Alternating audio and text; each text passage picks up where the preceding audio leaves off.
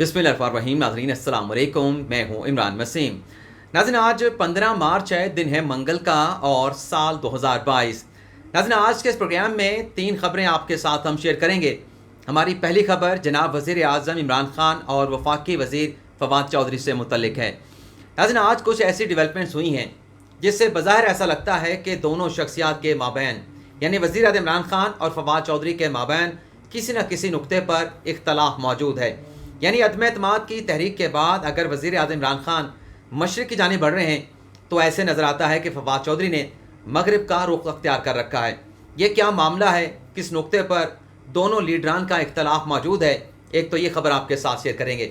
दूसरी नाज़रीन खबर यह है कि हुकूमत ने बाज़ाब्ता तौर पर पहली मरतबा यानी जब से अदम एतमाद की तहरीक कौमी असम्बली में जमा करवाई गई है, हुकूमत ने पहली बार आसिफ अली ज़रदारी और नवाज शरीफ से एक बाज़ाब्ता दरख्वास्त की है। हुकूमत की वो दरख्वास्त क्या है और उस दरख्वास्त का रिज़ल्ट क्या होगा, ये खबर भी आपके साथ शेयर करेंगे। इसके अलावा नाज़रीन इत्तेहादियों में जो इमरान खान साहब के काफ़िले की इत्तेहादी जमात है, आज नाज़रीन परवेज़ इलाही ने एक बड़ा अहम बयान दिया है। बल्कि यूँ कह लें कि परवेज़ इलाही का वो बयान हुकूमत के लिए ख़तरे की घंटी से कम नहीं। परवेज़ इलाही ने इमरान खान साहब से मुतल्लिक़ क्या कहा है, उनकी मरकज़ी और सूबाई हुकूमत से मुतल्लिक़ क्या कहा है, इस पर भी आप नाज़रीन के साथ जो तफसीलात हैं वो शेयर करेंगे। लेकिन तीनों खबरों की डिटेल में जाने से पहले जो आज हुकूमत का डेलीगेशन असद उमर और अली ज़ैदी साहब जो है वो MKM के वफ़द के साथ मुलाकात करने के लिए गए हैं, इस मुलाकात से मुतल्लिक़ भी आपको अंदरूनी कहानी जो है वो शेयर करते हैं। नाज़रीन आपने देखा कि वज़ीर आज़म इमरान खान बहादुराबाद जाते हैं, MKM के वहाँ पर दफ्तर में जाके उनके रहनुमाओं के साथ मुलाकात करते हैं। खान साहब किस मकसद के लिए जाते हैं, आपको पता है कि उनके खिलाफ अदम एतमाद की तहरीक आ चुकी है, लेकिन MKM कोई इशारा देने के लिए या कोई यकीन दहानी कराने के लिए तैयार नहीं। खान साहब खुद चल के उनके दर पे जाते हैं, लेकिन खान साहब को वहाँ से जो है वो मायूसी के साथ वापस लौटना पड़ता है। फिर खान साहब दूसरी अटैम्प्ट करते हैं कि गवर्नर जो हैं सिंध के इमरान इस्माइल उन्हें वहाँ पे भिजवाते हैं, लेकिन इमरान इस्माइल को भी कोई ग्रीन सिग्नल MKM की जानिब से नहीं दिया जाता। तो MKM ने कल आसिफ अली ज़रदारी के साथ मुलाकात की, फिर उन्होंने काफ़िले के परवेज़ इलाही चौधरी साहबान के साथ मुलाकात की और आज MKM के डेलीगेशन के साथ शहबाज शरीफ की मुलाकात हुई। इस मुलाकात में मौलाना फजल को भी हंगामी बुनियादों पर जो है वो तलब किया गया। तो मामला क्या तय हुए इस पर कोई गुफ्तगू नहीं करेंगे, लेकिन जब इस मुलाकात का इख्तिताम हुआ तो खालिद मकबूल सिद्दीकी ने शहबाज शरीफ और मौलाना फजल को कल के रोज़ अपने घर पे अपनी इस्लामाबाद की रिहाइशगाह पर जो है वो दावत पे बुलाया है, ज़ोहराने पे बुलाया है। तो ये डेवलपमेंट्स हो रही हैं। दूसरी जानिब हुकूमत के 2 वज़रा जाते हैं MKM के पास, अली ज़ैदी साहब जाते हैं और असद उमर साहब जाते हैं, लेकिन इस मुलाकात में कोई यकीन दहानी जो है वो खालिद मकबूल साहब ने नहीं कराई। ज़रा ये बताते हैं कि MKM के जो इस वक्त सीनियर सबसे गर्दाने जाते हैं खालिद मकबूल सिद्दीकी साहब, उन्होंने दोनों वज़रा से कहा है कि मौजूदा सियासी सूरत हाल के हवाले से हम मशावरत कर रहे हैं, जैसे हमारी मशावरत मुकम्मल होगी हम हुकूमत को आगाह कर देंगे। यानी आप बाप पार्टी को देख लें, आप काफ लीग को देख लें, आप MKM को देख लें, आप जिस भी सियासी जमात को निकाल के देखेंगे, तमाम सियासी जमातों ने अपने घर के बाहर, अपने दफ्तर के बाहर ये साइन बोर्ड लगा दिया है कि अदम एतमाद की तहरीक से मुतल्लिक़ फ़िलहाल मुशावरत जारी है, ये मुशावरत जारी रहेगी और जब मुशावरत इख्तिताम पजीर होगी, जब कोई फ़ैसला कर लिया जाएगा तो हुकूमत को उस फैसले से मुतल्लिक़ आगाह कर दिया जाएगा। उससे पहले हमें किसी भी हवाले से जो है वो तंग ना किया जाए। तो ये सारी सूरत हाल चल रही है, ये आप नाज़रीन के साथ हमने शेयर करनी थी। अब जो ख़बर आपके साथ में शेयर करने जा रहा हूँ वो ख़बर नाज़रीन ये है जो मैंने आपको इंट्रो में बताई है कि बाज़ाब्ता तौर पर पहली मरतबा हुकूमत ने आसिफ अली ज़रदारी और नवाज शरीफ के अदम एतमाद की तहरीक के हवाले से एक दरख्वास्त की है। नाज़रीन दरख्वास्त जो है वो वफाकी वज़ीर फवाद चौधरी की जानिब से की गई है, जिसमें फवाद चौधरी साहब ने एक YouTube चैनल पे इंटरव्यू दिया है। उनसे ये पूछा गया कि क्या हुकूमत तसादम की तरफ जाना चाहती है, तो बड़ा ज़बरदस्त जवाब दिया गया फवाद चौधरी साहब की जानिब से। एक तो उन्होंने ये कहा कि हम तसादम नहीं चाहते,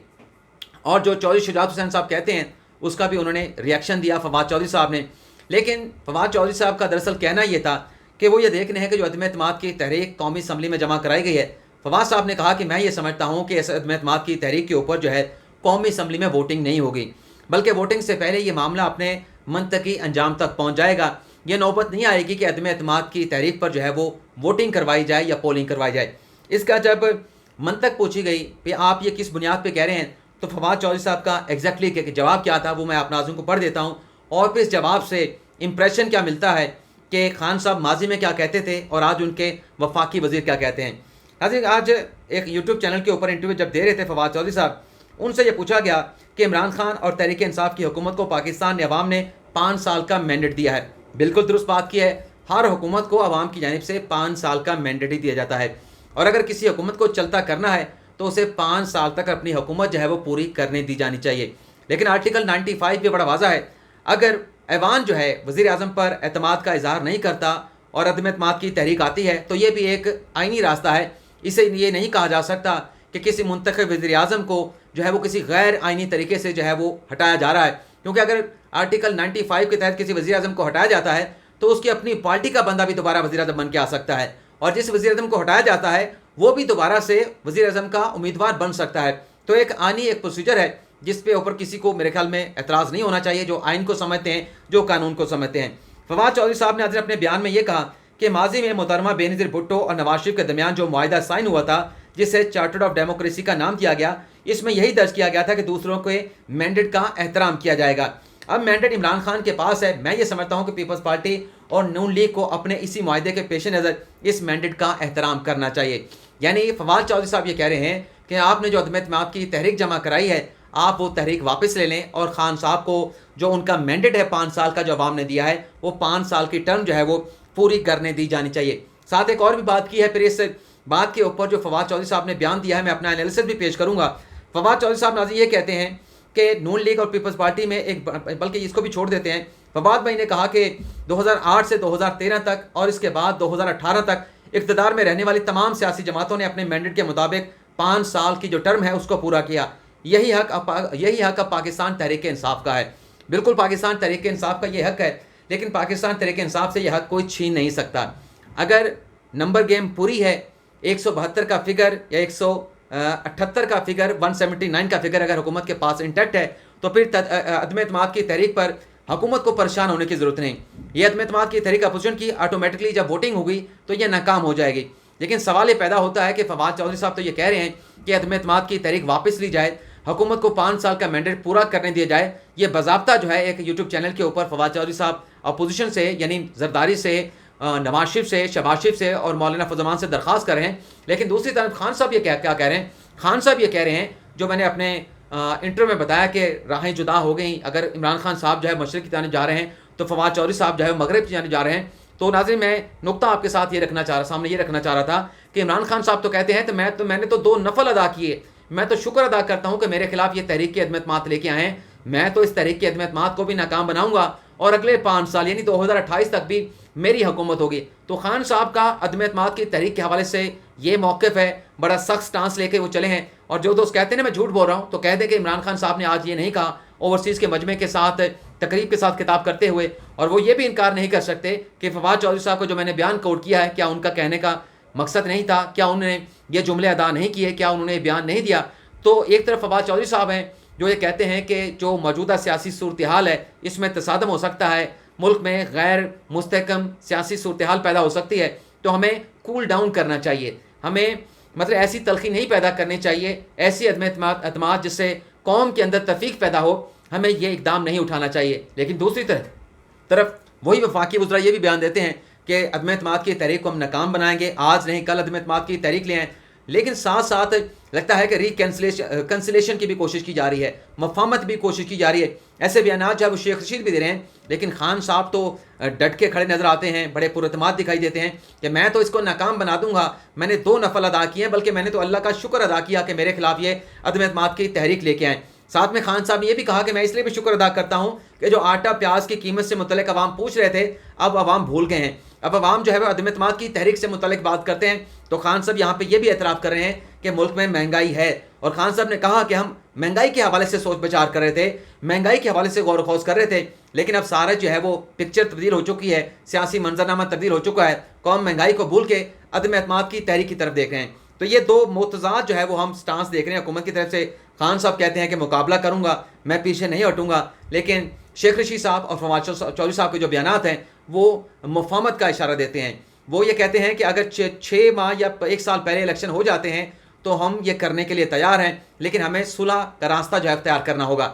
اب ہم بات کر لیتے ہیں جو اسٹیٹمنٹ آیا ہے چودھری پرویز الہی صاحب کا، ناظرین اب آپ کو بتاتے رہے بلکہ اب بھی اسی بات کے اوپر قائم ہیں کہ جو اتحادی ہیں، چاہے وہ کاف لیگ ہے، چاہے وہ ایم کیو ایم ہے، چاہے وہ جی ڈی اے ہے، یہ تینوں سیاسی جماعتیں، بلکہ باپ کو بھی شامل کر لیتے ہیں، اپنے مستقبل کے حوالے سے اب تک فیصلہ کر چکے ہیں اور ان کا جھکاؤ جو ہے وہ اپوزیشن کی جانب ہے۔ لیکن ہم نے دیکھا ہے کہ جو خوشامتی صحافی ہیں، میں خزرت کی بات کر رہا ہوں، کسی کا نام نہیں بگاڑ رہا، اور جو کچھ ایسے حکومت کے ارد گرد جو لوگ بیٹھے ہوئے ہیں خان صاحب کے ارد گرد، وہ ابھی بھی ڈس انفارمیشن پھیلا رہے ہیں اور یہ کہہ رہے ہیں کہ ہمارے نمبر پورے ہیں، اور یہ کہہ رہے ہیں کہ اتحادی ہمارے ساتھ ہیں۔ آپ نے دیکھ لیا کہ جو ایم کیو ایم کے ڈیلیگیشن کے ساتھ حکومتی وزراء ملاقات کرنے کے لیے گئے، آج بھی کوئی یقین دہانی نہیں کرائی گئی۔ تو ایک طرف ڈس انفارمیشن پھیلائی جا رہی ہے، لیکن ہم آپ کو ایگزیکٹلی بتا رہے ہیں کہ کوئی بھی اتحادی جو ہے وہ حکومت کے ساتھ فی الحال چلنے کے لیے تیار نہیں۔ ہاں، حکومت کے ساتھ 10 سے 12 دن کا وقت حکومت کے پاس موجود ضرور ہے، اس میں اگر کوئی تبدیلی لا سکتے ہیں، کوئی اپسیٹ کر سکتے ہیں تو حکومت کے پاس وقت ہے۔ لیکن یہاں پر اگر ایسی کوئی ڈیولپمنٹ ہوتی ہے تو دوسری جانب اپوزیشن بھی اپنی جگہ پہ تیار ہے کہ اگر حکومت کوئی کارڈ کھیلتی ہے، اس کارڈ کا ہم نے کیسے جواب دینا ہے۔ یعنی اپوزیشن تو اب یہ کرنے جا رہی ہے کہ حکومت نے جو کہا ہے کہ ہم ڈی چوک پر 10 لاکھ کا مجمع کریں گے، جلسہ کریں گے، اور پھر جو لوگ پولنگ کے لیے ہمارے منحرف لوگ جائیں گے ووٹ ڈالنے کے لیے، ان کا ہم راستہ کاٹیں گے، ان کا ہم راستہ روکیں گے۔ تو اس کا علاج بھی اپوزیشن نے تلاش کر لیا ہے کہ جو 23 مارچ کا لانگ مارچ پہلے پوسٹ پون کر دیا گیا تھا، مؤخر کر دیا گیا تھا، اب وہ لانگ مارچ بھی ہونے جا رہا ہے۔ تو 23 مارچ کی جو پریڈ یہاں پہ اسلام آباد میں ہوگی، اس کے بعد 24 یا 25 مارچ کو حکومت کے جلسے سے پہلے اپوزیشن کے لوگ بھی جو ہے وہ اسلام آباد میں پہنچ چکے ہوں گے۔ تو جس جگہ پہ حکومت نے جلسہ کرنا ہے اس پر اپوزیشن جو ہے وہ پہلے ہی آکوپائی جو ہے وہ چکی ہوگی، قبضہ کر چکی ہوگی۔ تو سینیریو کا بن رہا ہے، تصادم کا، خون ریزی کا، اس کا آپ اندازہ کر سکتے ہیں۔ لیکن جو اندرونی کہانی اجلاسوں کی آج سامنے آئی ہے کہ پرویز الہی صاحب نے کھل کے یہ کہہ دیا ہے ایک ٹی وی انٹرویو میں کہ 100% جو اتحادی جماعتیں ہیں ان کا جو رجحان ہے وہ اپوزیشن کی طرف ہے۔ پرویز الہی صاحب نے کیا انٹرویو دیا ہے وہ میں آپ کو پڑھ کے سنا دیتا ہوں اور پھر اس پہ انالیسس بھی مختصر سا کریں گے۔ پرویز الہی صاحب ناظرین یہ کہتے ہیں کہ سارے اتحادیوں کا 100% رجحان جو ہے وہ اپوزیشن کی طرف ہے۔ عمران خان 100% مشکل میں ہیں، یعنی 100% رجحان اتحادیوں کا اپوزیشن کی جانب ہے اور عمران خان کے لیے 100% خطرہ موجود ہے۔ پھر وہ کہتے ہیں کہ نون لیگ، پیپلز پارٹی، مولانا کا اتحاد پکا اور دیر پا ہے، یعنی اس اتحاد کی وہ گارنٹی دے رہے ہیں۔ حالانکہ حکومت میں بیٹھے ہوئے وزراء یہ کہتے ہیں کہ یہ نیچرل الائنس ہی نہیں ہے، پیپلز پارٹی اور نون لیگ ایک ساتھ مل سکیں۔ لیکن پرویز الہی صاحب کہتے ہیں کہ مولانا کا، پیپلز پارٹی کا اور نون لیگ کا جو اس وقت اتحاد ہو چکا ہے وہ پکا بھی ہے اور دیر پا بھی ہے اور بڑے عرصے تک چلے گا۔ پرویز الہی نے یہ بھی کہا کہ مخالفین ایک شخص کے خلاف ایک ہوں تو تلخیاں بھلا دیتے ہیں، یعنی تینوں جو سیاسی جماعتیں ہیں، مولانا کی، نون لیگ کی اور پیپلز پارٹی کی، انہوں نے عمران خان کے خلاف تلخیاں بھلا کے ایک اتحاد جو ہے، ایک محاذ جو ہے حکومت کے خلاف بنا لیا ہے۔ اور پھر